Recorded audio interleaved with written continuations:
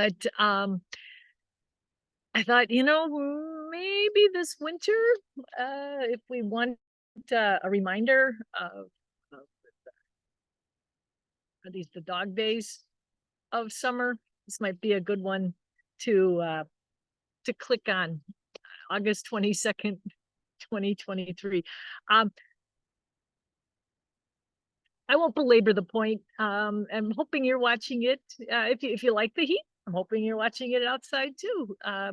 But if you like cooler, drier air, I hope you're indoors and settled in for an hour's worth of good-natured fun. I wanted to start off with some, shall we call them artifacts that I came across. I was out at the nature center today, and there's some house cleaning going on, some prep for fall programs, and there was uh, quite a number of items that were laid out as duplicates or triplicates, or in the case of these guys here, septuplicates. We have a ton of raccoon skulls. I don't really know why, other than that I know this area has a ton of raccoons, and when you've got a lot of animals, you're going to have a lot of them, eventually pass on. I will tell you, invariably, when someone brings us a skull, a raccoon skull, which is actually pretty often, these things turn up along roadsides. People find them in their yards. Um, Whenever people bring them in, they always say, "We think we found a fox skull." And I just wanted to point out a few ID traits that you can look for, so that you can help uh, make the identifications yourself. But the thing that always jumps out to me with a raccoon skull is this um, sort of a short. Let's hold it back here. Here's the brain case here, and then here's where the snout is here. Um, this this is a fox.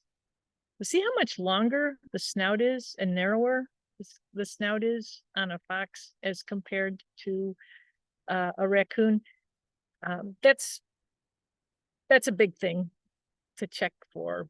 But what the mammalogists, what the professionals will do, there's a lot of other things that they look at. The way the skull is put together. Each one of these parts has a name. I don't know the names, except for these. These are the teeth. There's molars, there's premolars, there's the canines, which this skull actually only has one of. It's missing all, supposed to have four, two on the bottom, two on the top, but it's missing all but this one right here. Canines, fangs, like we have. And then incisors through here. If you look online, or if you look in a mammal field guide, they're going to give you dental formulas, and it's going to tell you how many molars, how many premolars, if they have them. Rodents don't. How many canines, again, rodents don't. How many incisors, and that's going to be laid out in a formula that gives you half. You can usually divide it evenly, so you'll get the numbers for half of the lower jaw and half of the upper jaw. You add all those numbers together and you get a total, I believe, for raccoons, we're looking at 44 teeth. I believe for fox, oh shoot, I didn't look it up ahead of time. I want to say it's 42. But again, that longer, thinner snout is going to be the giveaway, as opposed to the more abbreviated appearance on our raccoon. Now, something else that we find a lot of with raccoon skulls, and maybe again why we find so many raccoon skulls, there's people who, rather than call a wildlife removal expert, they just take matters into their own hands. Or maybe this is the work of a wildlife removal person. See that hole? Raccoon skulls don't normally have holes in them, but a gun, 22, I think is what someone told me this was. A bullet will make a hole that looks like that. Sometimes you'll find just a whole bunch, sort of horrifying. One time I found, it was close to a dozen dumped in a forest preserve. Again, they were all cleaned off. This hadn't happened recently. There was no smell even remaining. It was just bones, but it was all raccoons with holes in their skull. So let's not hang out on that morbid topic. Let's move along to a couple other things. So when I was trying to pack up to bring these here to Casa Otto, this was the only bag I had. So maybe these are suitable for gift giving. I don't know, but a couple other skulls that were in the don't need pile are these two. And honestly, I looked at this one first and I thought, now wait a minute, this could possibly be half of a raccoon skull. At least I thought so at first. But when we look at the finer details, and I'm going to hold it, we got a little bit of a glare there off the lights. It's funny because that is not a bright light. So here's our raccoon. Here's the other skull. See this ridge? There's a ridge on the back of this skull. How can I get that so that you can see it?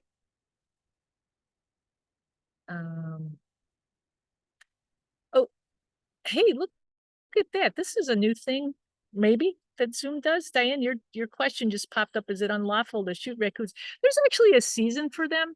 In Illinois, there's a certain group of animals that are called fur bearers and it's not all mammals. Like a mouse isn't classified as a fur bearer, but a lot of animals that can be harvested for their fur, of which raccoons is one. There is a season where you can shoot them, which you need a hunting license for. There's a lot of people, and it just amazes me. I was talking to someone about this the other day. It amazes me that you can walk into any hardware store and go down what I think of as the killer aisle, where they've got all the stuff that kills things, the rodent baits, the traps. There's live traps. Yeah, I think there must have been like some kind of a Zoom upgrade or something, because this whole screen looks different than it has in the past. But it makes it easier to converse with you guys if I see these chats coming up instead of just seeing a number down at the bottom. But you can have a hard trap, and there's nobody asks you for a permit or a license. Nobody asks what you're going to do with the thing that you catch. According to the Illinois conservation laws, you can use those things on your property, but whatever you catch needs to be released on your property. So here in suburbia, I guess in theory, I could catch an opossum that had come up here on the deck, and I could move it like 50 feet away to the back of the fence. But that's it. You can't transport off your property without a permit. So I think a lot of people, they trap them and then shoot them, which I guess is somewhat humane. Most ethical trappers, though, they will use the same euthanasia drug cocktail that veterinarians use, or a similar one that will put the animal, to sleep. But anyway, getting back to our skulls here. When I first looked at this, I thought, oh, that's a half of a raccoon skull. And then when I looked at it, I thought, look at how it curves down somewhat sharply.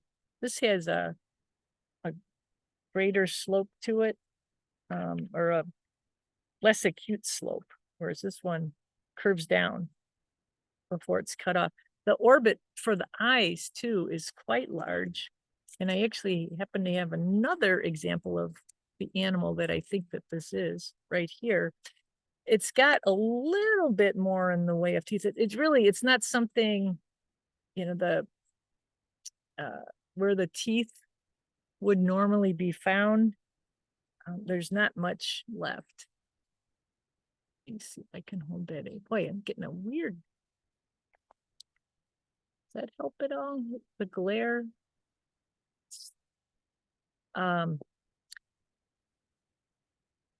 Look at the big eye right here on this animal. Sharp canine, not a whole lot of other teeth back here, but the ones that are there are quite pointy. This is the same animal, but a smaller one. These are cat skulls. And I kind of almost wonder, I need to check some of the measurements, but I kind of wonder if this is a bobcat skull because it's pretty good size. People have told me that they have found, like there was one, we used to do programs at Haynes Middle School, and there was an owl pellet in their collection that actually had a little cat skull in it, like I'm guessing a kitten. Boy, we are taking a dark turn tonight, aren't we? But anyway, these were a couple other skulls that I thought were pretty cool, pretty worth salvaging as opposed to letting go out. We're going to bury those and take those off of our possession permits. The other 29 or so raccoon skulls that we have. But yeah, that concludes our little lesson in skull ID. If you find one, if you do run into a skull somewhere, take a picture of it, send it. I'm curious. I would say 1 in 15, maybe 1 in 20 skulls that are brought to us are something other than a raccoon.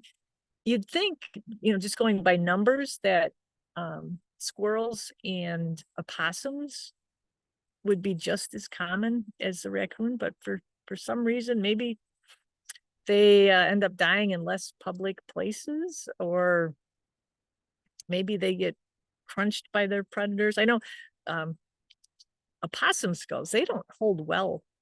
They don't hold up well. The sutures in the skull aren't very strong, and they tend to fall apart. Even ones we have in the collection, sometimes we'll find that they're starting to break apart. Opossum skulls, which there weren't any. We don't really have that many in the collection. So whatever ones we have, I guess we're holding on to, but they have 50 teeth. They have more teeth than any other mammal around here. So keep that in mind. We find a skull. All right. So I can't remember if I mentioned this. This happened a couple of weeks ago, but it's kind of a big deal in terms of the cultural history of the Hickory Knolls Natural Area. And Bob, I have to thank you for giving us the first heads up on it. I'm going to pull this photo up here.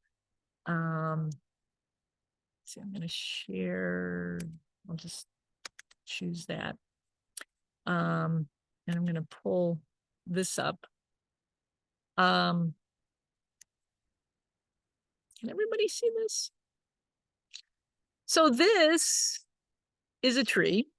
This is half of a pretty large oak tree that took a tumble in the Hickory Knolls Natural Area. This half of this tree actually, it fell. There wasn't a storm.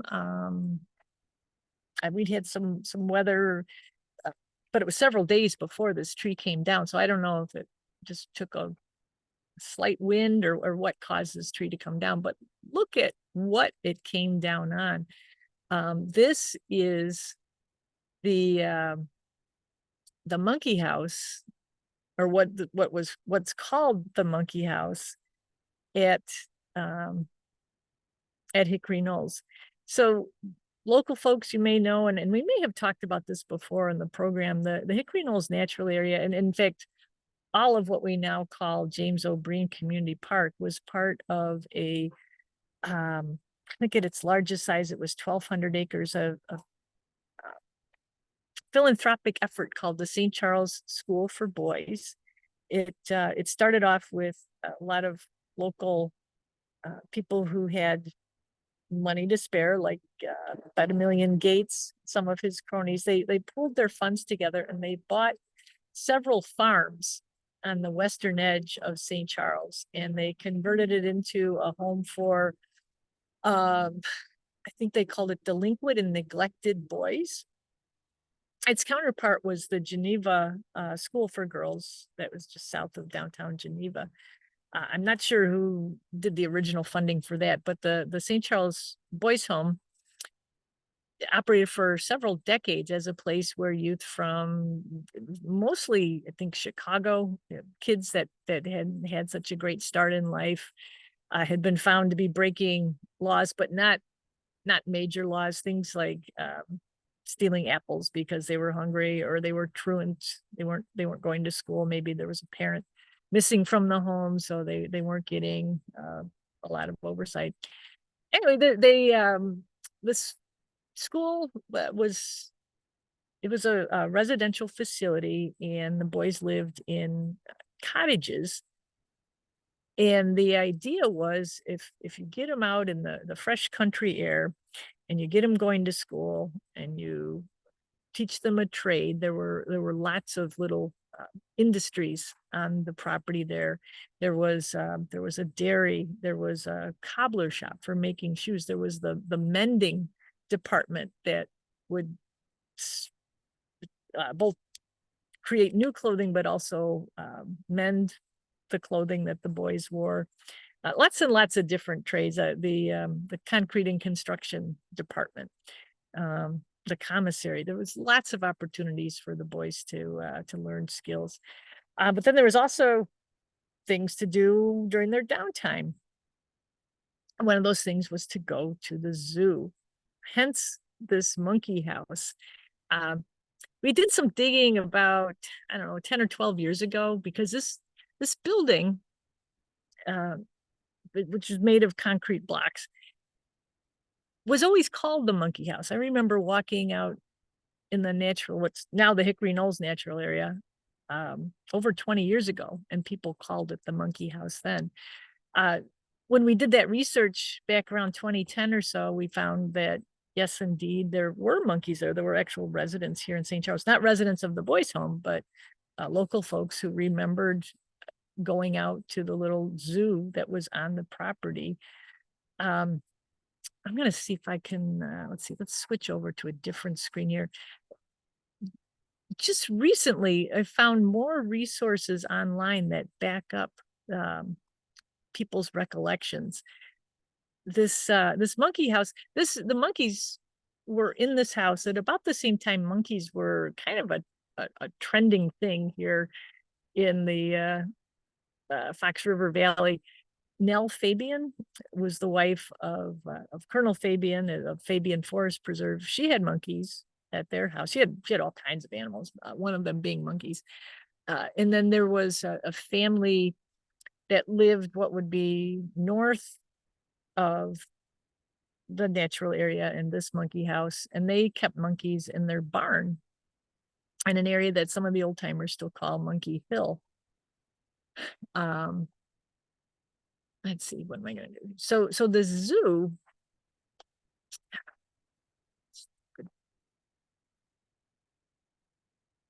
get rid of our commercial.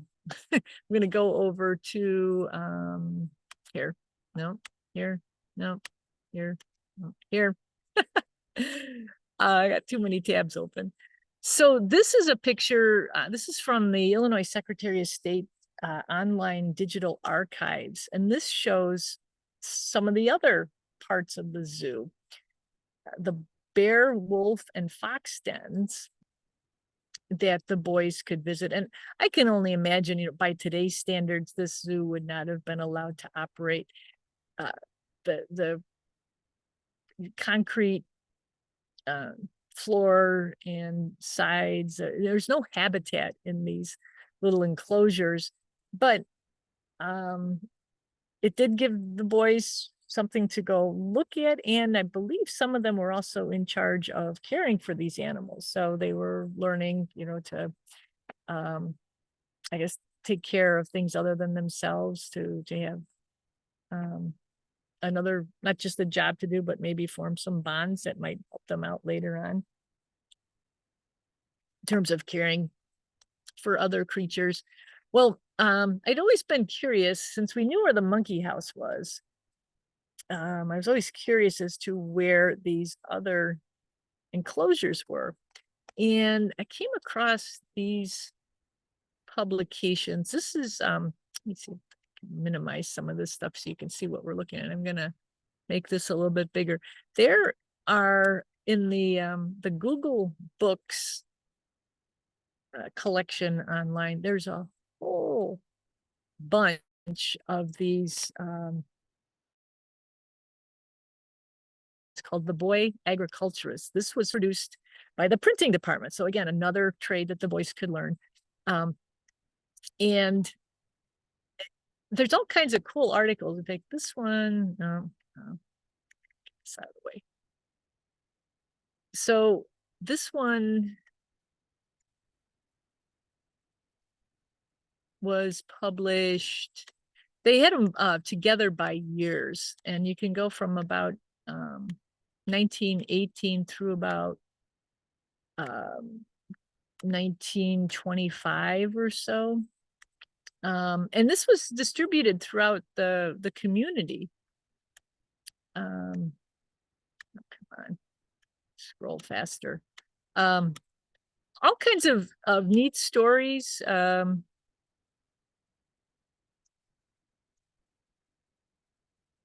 This is Colonel Whip. He was sort of the superintendent of the boys' home. So here, this is August and September 1925. Reading these, I fell down this rabbit hole over the weekend, and I probably spent an hour reading about the news of the day. A lot of it was talking about the philosophy of having the boys at this facility. I had started off by looking for more information on the monkey house, but found all these other stories, which you too can check out. If you want the link, just shoot me an email. I'd be glad to share it with you. But getting back to this little story, this is actually part 2 of a story called The Dreamer, and it's told as if a gentleman who had spent time as a youth at the St. Charles School for Boys. It's written as if he's talking to his grandson, so he's writing about his memories of the place. And here, there's a whole bunch of information about the zoo.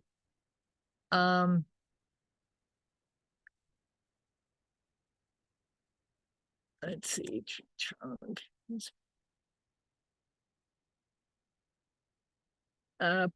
Pool of water, cement basin in one corner. Deep in the back of the hillside was a cement den built in.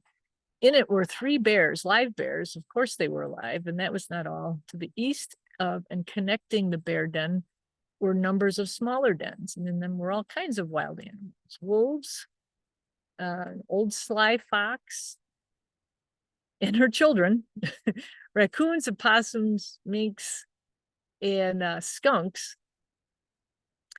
And those were all behind the monkey house. So this picture here, that's what this gentleman was writing about. So now I'm anxious for, I don't want to wish away the warm weather, although it is kind of too warm tonight. But I do want to do some more exploring this winter to see if we can find any remnants of the rest of the zoo that, according to the Dreamer in the 1923 Boy Agriculturalist, describes it as being right behind where the monkey house is. So those of you who know about the monkey house, you might want to go and pay tribute to it. It really doesn't look much different than this picture. Our crew was able to clear the path that's next to it. They got the biggest branches down, and why, so you can walk through the natural area again. And then this winter, it'll be a little bit easier for them to get the rest of the tree cleared off there. I don't know what's going to happen to the building itself, if it's going to be declared a safety hazard, or if we'll just pick up the pieces. I know there's not any talk of rebuilding it, but yeah, might be something if you're local, you want to go see. And even if you're not, you might want to check out these publications. Now, this article, The Dreamer, was written by a gentleman named H.L. Naylor. And looking through some of these boy agriculturalists, I was able to learn that he was the barber for the boys. But there was another internet reference that came up. I've looked at this grave before. This is over at Oak Hill Cemetery in Geneva. This is where this gentleman is buried. It's a big chair. His wife actually passed before he did. It doesn't really explain why. This is kind of a cool website too. If you're ever doing any traveling, roadsideamerica.com can take you to some pretty obscure little landmarks, but they say that the grave is one of the best known and most visited in Chicago's suburbs. But despite years of posthumous research, no one can seem to figure out why the Naylors wanted people to sit on their graves. Anyway, kind of a fun little excursion that maybe you want to check out sometime too. Oak Hill Cemetery is over off of Route 25 in Geneva. All right, with that, let's move along. We are in the midst of fall migration. Well, in the midst of the start of fall migration. There's still lots to come, but starting to get pictures and videos in from people saying, what's this and what's that? I got this video. I'm going to play it for you. And then I also have a still photo that'll lead off our slides, but let's bring this up. There's no audio with it. So let me just go ahead and get it to play.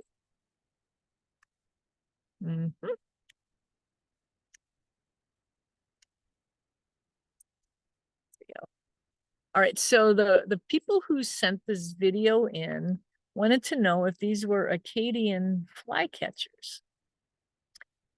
And I'm not sure what led them to that identification, but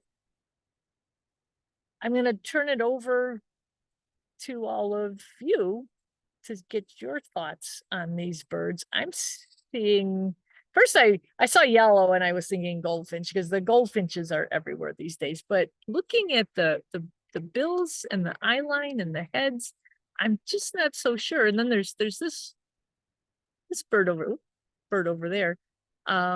It's clearly not the same as these three. I'm gonna let it play one more time and then we'll go over to the still photo that this reader sent along. I love this water feature that they have. If I was a bird, even if I wasn't a bird, I think I'd be tempted to go take a dip in it. It just looks so inviting.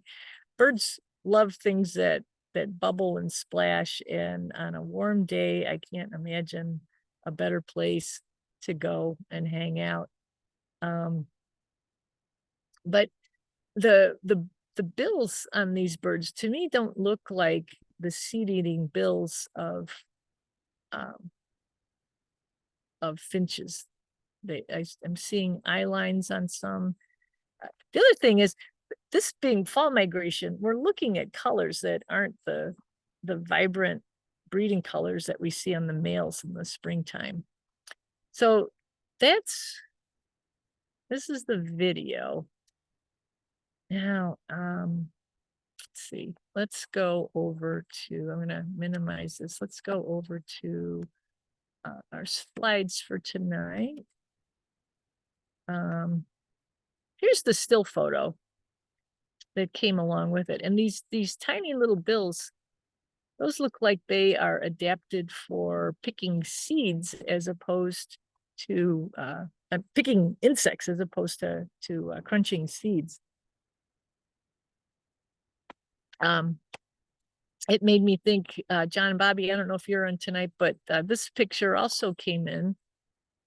This is a a Blackburnian warbler that is passing through. See, the warblers, they have these little delicate pointy bills that are made for gleaning insects from plants, usually tree branches on leaves and things like that.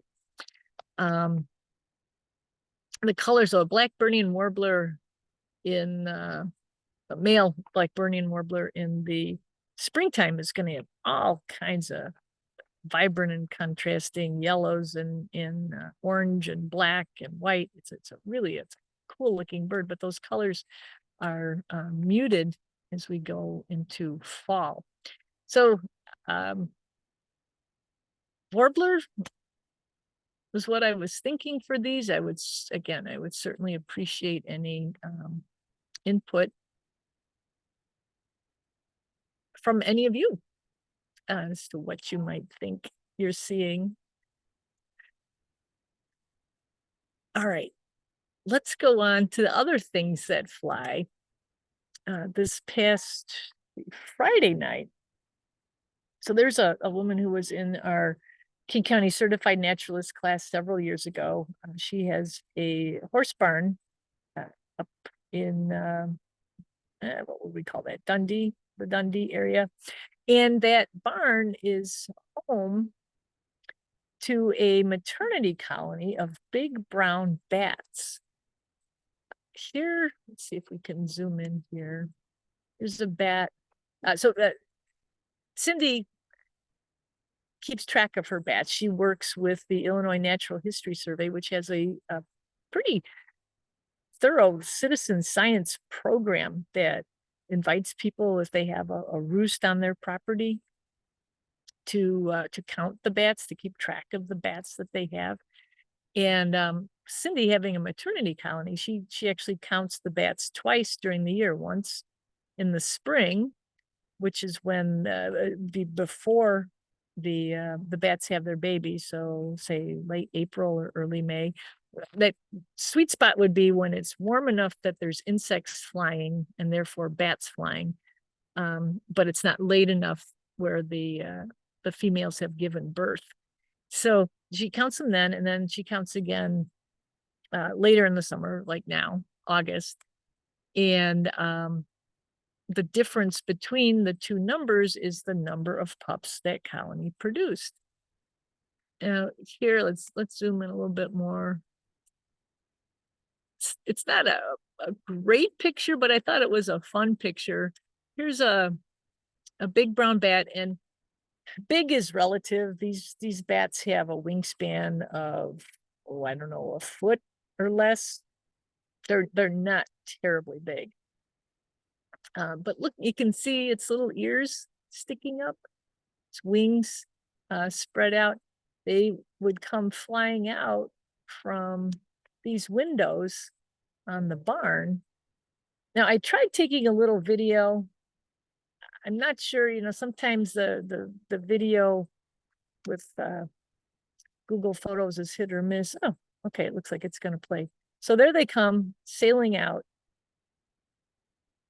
of the windows. And then, to complicate things, sometimes they circle around and they go back in. So it was kind of fun to watch. There was a dozen of us or so that were watching these bats, and there were 3 or 4 people who were the recorders, who were oh look, there's the little bat over here. The recorders would be putting hash marks. First of all, they had to record the time that they started and the time that we stopped, and the weather conditions, the temperature, things like that. But then each bat that flew out of the barn got a hash mark, and then when they flew back in, there was another hash mark. So there was and then there was a number of us who were just spotting and watching. So there would be, out, in, out, in. It got a little confusing, and it was funny. Out of all the recorders, again, of which I think there were 4 people with clipboards, every single one had a different number for the outs and the ins. it looks like, so Cindy in the springtime determined that she had about 30 females. She knows that one adult female died and at least one baby bat, a bat pup, died too over the summer. But the other night, the counts, when you subtracted the back ends from the outs, it came out to be around 60, which would be, most big brown bats have one pup, but sometimes they can have two. Now, next year, I was trying to learn some more about how bat dispersal works and like where these pups go if they find a new roost. They tend to hibernate not far away from where they were birthed from. And the females that live there in the summer. In fact, I was kind of wondering if they stay there all year long. I asked Cindy if she knew of any, if there were any that were hibernating in the barn, and she said, well, I never see any guano in the winter, but I don't know how much elimination they do in the winter, because they're true hibernators. So they might move around a little bit, and I think they might urinate from time to time, but since they're not feeding on anything, I'm not sure if burning the fat that they rely on in hibernation, if that causes them to poop or not. But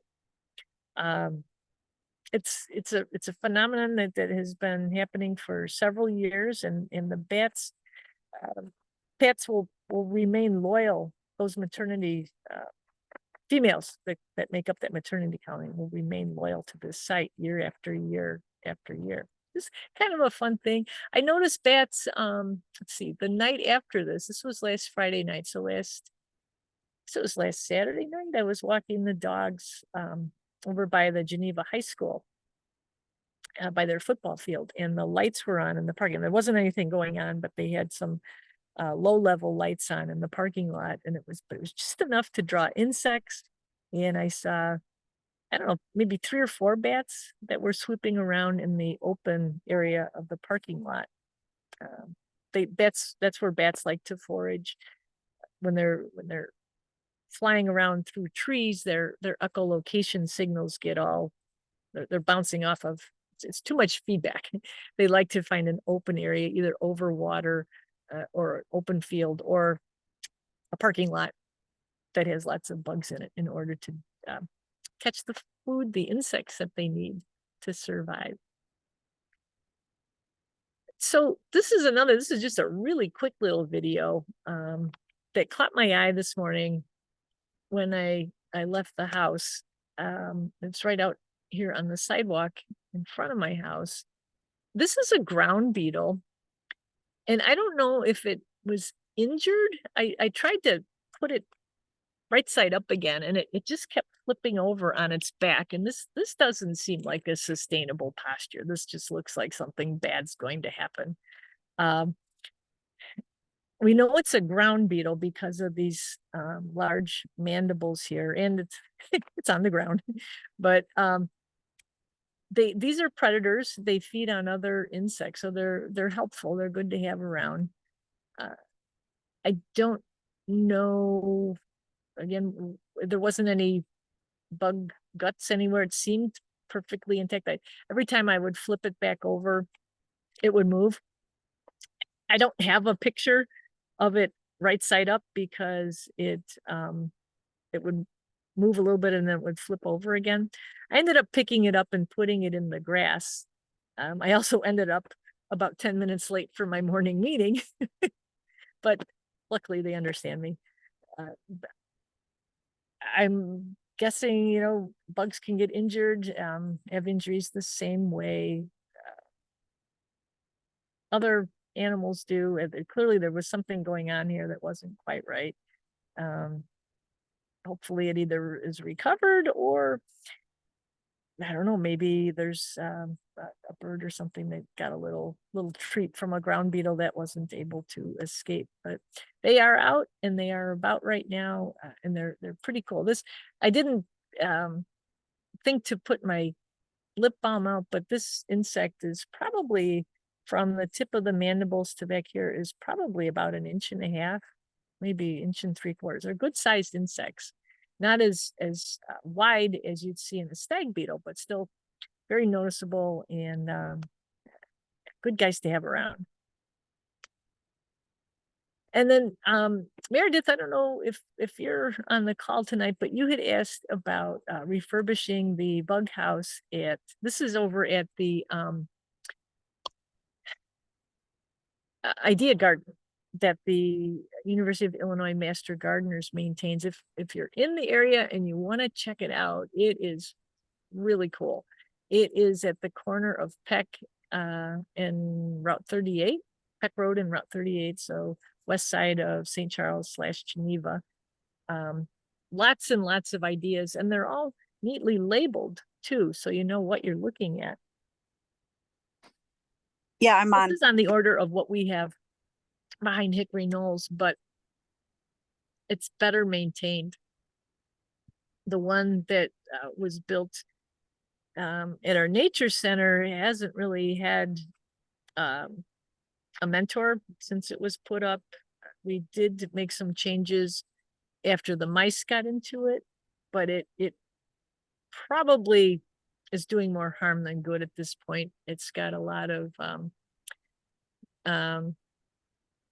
potential insect predators living inside of it. That these are designed to shelter primarily native bees, but done improperly or done neglectfully, they can help spread disease.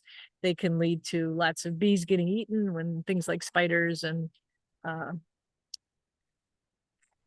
robber flies and other predators move in. This is a lot of habitat right here for insects that would normally be a little more spread out and nesting in solitary fashion. But look at how many of the holes in this log are occupied. These would be mason bees that collect soil. They create nest chambers inside these holes. So they'll go inside the hole and they'll make a little wall and they'll lay an egg. They'll provision that egg with nectar and pollen, and then they'll wall that off and they'll make another chamber, and they will fill these holes with chambers of little babies, larvae, I should say, that then pupate and exit. They punch these holes out, these coverings off when they are ready to go. But these look to be mostly covered with soil.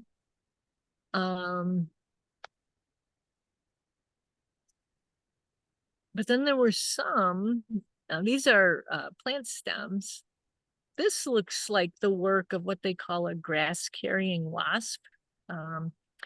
These are, uh-oh, internet connection is unstable. I don't know if you guys can see that, but hopefully we can hang on for another 14 minutes.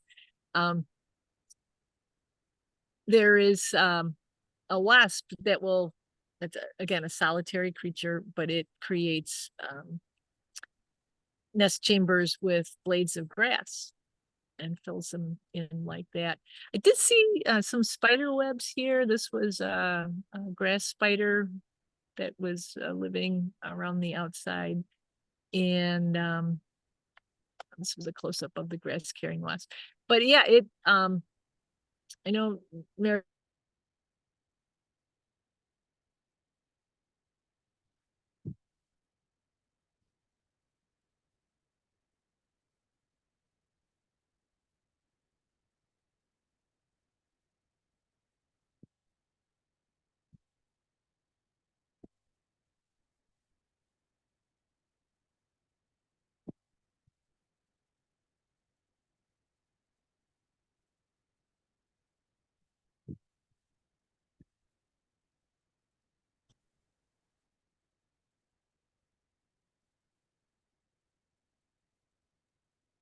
Well, we lost the internet connection, so it really is unstable.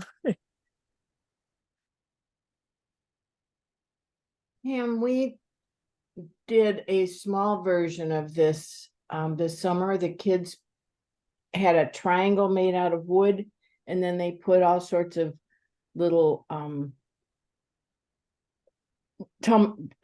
sticks and logs, and we dug or drilled holes in it, and they made their little towels, which is an All right, easy way for let's try people to again. do. Um, Oh, I got 2 messages that my internet connection was unstable. So sorry about that. We're back. Maybe I should talk a little bit faster in case this goes away again. In the time that we disappeared, a spider dropped down, and it's weaving. It's starting to weave a web between the camera and the lamp. We'll see if it. Yep, yep. She just ran across the top of the lens. You may see a little bit of that too, but it's a good-natured hour. Spiders are welcome too, right? All right, what were we talking about? We were talking about the bug house over at Pam, can you hear me? oh, Meredith. I'm here. I just Yeah, I wanted was to just say, taking we were just talking about the bug house there. It's thriving right now. You guys are doing a great job. If you do plan to make changes in the future, maybe spreading the materials out a little bit, instead of having it all concentrated in one area. If you have bug or bee houses throughout the garden area, that might be something to think about. okay, But yeah, it certainly seemed like there were a lot of bees that were making use of that structure. Oh, you know what? I think we lost. No, we didn't. I was afraid we lost the chats. We'll get to the chats in just a little bit. Oh shoot, internet is unstable again. All right, let's quick get to a couple more photos. I didn't have a whole lot more to share tonight, but there was a couple of things that I wanted to show you. Let's minimize this. Let's move on here.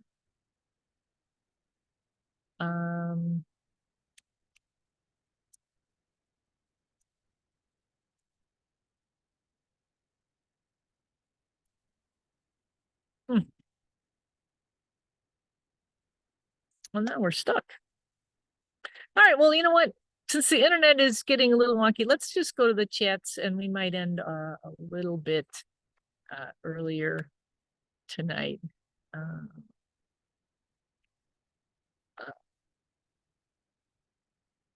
Do we know what year the zoo closed? It seems like, Sarah, that it dwindled as we got into the 1930s. It seems like the 1930s, there were in just looking through old newspaper articles and things like that, things changed a lot. I would imagine the depression maybe had an effect on the population there. Maybe it went. I can't say that. I don't know what happened numbers wise, but I definitely saw in newspaper articles more reports of boys escaping. In fact, there was an article in the Tribune in 1930 something where the superintendent there, and I believe it might have still been Colonel Whip. I'm not positive on that either, but he was being asked about why there were so many boys who were running away from the school, and he said, well, it's really, more a matter of the plantings that they have surrounding the school. They have a lot more escapes in the years when they plant corn than in the years when they plant soybeans. So he wasn't really, addressing the issue that yes, boys are running away. What he was saying was, yeah, we can't, they can hide in the corn and they can't hide in the beans. So it seems like there was there were less mentions of the zoo as we got into the 1930s. And I think there were some definite shifts that occurred in the way things were being done there as we got into the 30s. So let's see. Yeah. There's still lots more mysteries out there, Meredith. And there's lots of references. If we go back, see if we go back to get this out of the way. This publication. This is the annual report.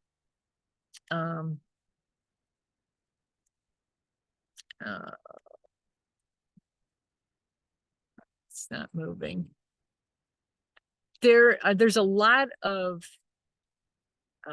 talk about Abraham Lincoln, and he was a guy that pulled himself up by his bootstraps, and he grew up to be the president of the United States. Some of those boy agriculturists, there'll be several pages of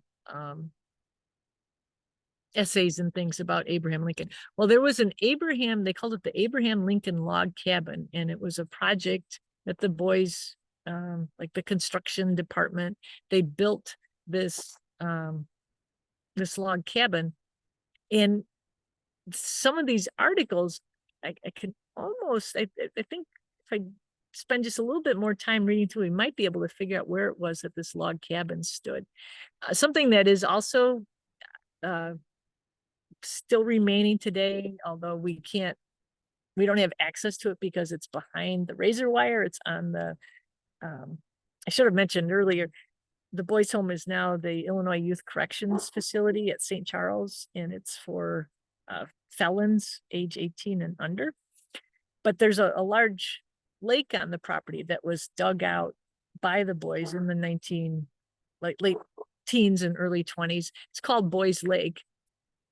And in fact, this was called the Boys Lake Zoo for some time as well. But that the Abraham Lincoln log cabin was on the north shore of Boys Lake, which the Hickory Knolls Natural Area is north of Boys Lake too. So yeah, I'm not a history person. I'm terrible, as you know, with names and dates of things, but there's a lot of stories here that remain to be uncovered and deciphered. Now, Phil, you want to know what time of day were the brown bat pictures taken? This was at dusk. We determined that sunset that night was at 7:48, but the bat count didn't start until after 8 p.m. Cindy, the woman who owns the barn, teaches horseback riding lessons until 8 o'clock. So she didn't come out till probably 5 after 8. And I would imagine the count started maybe 8:10 or 8:15.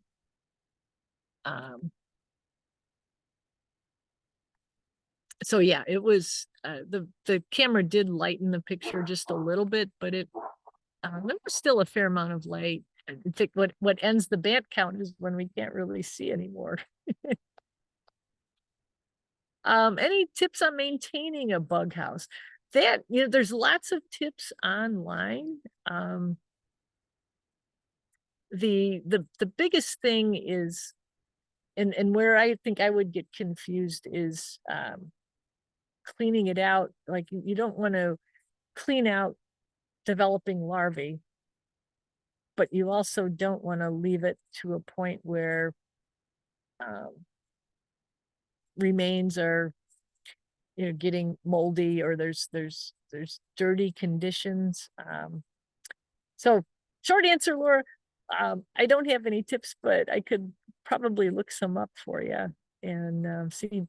But everything I've always read is that smaller is usually better, because it allows these solitary insects to nest in small or more natural types of setting. Yeah, Meredith is a master gardener, so stop by anytime. I actually I don't know, Meredith, if you have any good tips on where to park. I just pulled in, since the park district manages what we call the U of I property, which is there at, also at Peck and 38. There's a pretty big pole barn there. They keep some equipment there. I just pulled in and parked alongside that driveway. It was after hours when I was there. It was about 4 o'clock or so yesterday, and our guys had gone home. So I just pulled in off of Peck.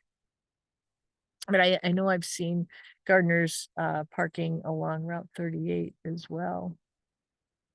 Yeah, you can pull in, There we go. So yeah. Meredith has info on the bug houses. And yeah, Jerry Johnson, he's a great history guy. He might have. And you know, the St. Charles History Museum, they had done, it's funny, our supervisor at the Nature Center, he's a history guy. And he said, you know, the History Museum had done an exhibit on the boys' home. None of us made it there. We all missed the exhibit when it was open, but the History Museum might also have some resources about that particular place. All right, folks, you know what? I'm going to stop the share. So far, the internet connection is holding out, but I don't want to tempt fate because it's just, we had that incident a few weeks ago where it just kept turning on and off. So let's call it a night. 2 minutes early tonight, 1 minute early. Good luck with the rest of your weeks. If you're in the area here and it is, we've got the excessive heat warning over the next couple of days. Do be careful if you're going to be out and about. Oh, this will fill us out for another 30 seconds. Next week, we're going to have a special guest host. Valerie Blaine is going to be talking about Illinois bee spotter, and she's going to relate some of her finds and her adventures, and talk a little bit about how you too can volunteer. You or someone you know can become a volunteer bee spotter, helping with the citizen science of keeping track of our native bee populations. So I'll be sending out the invitation for that.